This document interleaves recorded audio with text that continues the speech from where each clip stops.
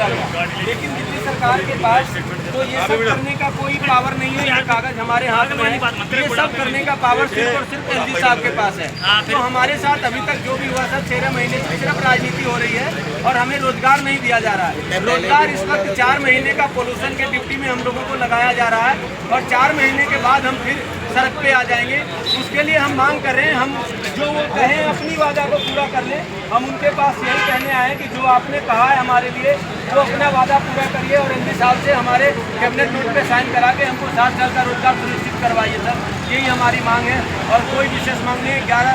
13 महीना हो गया सर, 13 महीने से लाचार सड़क पे दिन और रात, ठंडी गर्मी बरसात सब कुछ हमने सड़कों पे झेला है और आज भी हम सड़क पे बैठे हैं। हम हार थक गए तब गुप्ता जी के घर तक आए हैं। हम लोग राजघाट टावर हाउस पे बैठे हुए हैं। गुप्ता जी का घर रोहिणी में है, हम लोग रोहिणी आए हुए हैं। यहाँ आने में भी 150 रुपये का खर्चा होता है सर, जाने आने में 100-150 का खर्चा होता है, वो देने वाला कोई नहीं है सर। इस तरीके से हम हर एक परिवार, हर एक घर 1.5 से 2 लाख के खर्चा में दब गया है और ये लोग राजनीति कर रहे हैं। ये दिल्ली सरकार को कह रहे हैं, दिल्ली सरकार इनको कह रही है। दिल्ली सरकार ने अब साफ स्पष्ट शब्दों में लिख दिया, ये 5 पेपर का नोट उन्होंने बना के दे दिया।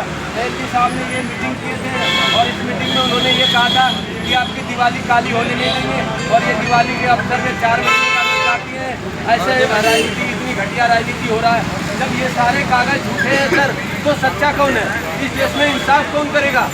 जो इंसाफ देने वाला है वही नाइंसाफी कर रहा है इन 10,792 परिवारों के साथ। तो इंसाफ कौन करेगा? हमें इंसाफ चाहिए, हम इंसाफ मांगने आए, इंसाफ का भीख मांग रहे हैं इन लोगों से। ये जब इलेक्शन कहते हैं मेरे सर पे इलेक्शन है, मेरे सर पे तो परिवार का बोझ है। परिवार को कैसे झेले? रोजगार ही नहीं रहेगा तो परिवार कैसे चलेगा?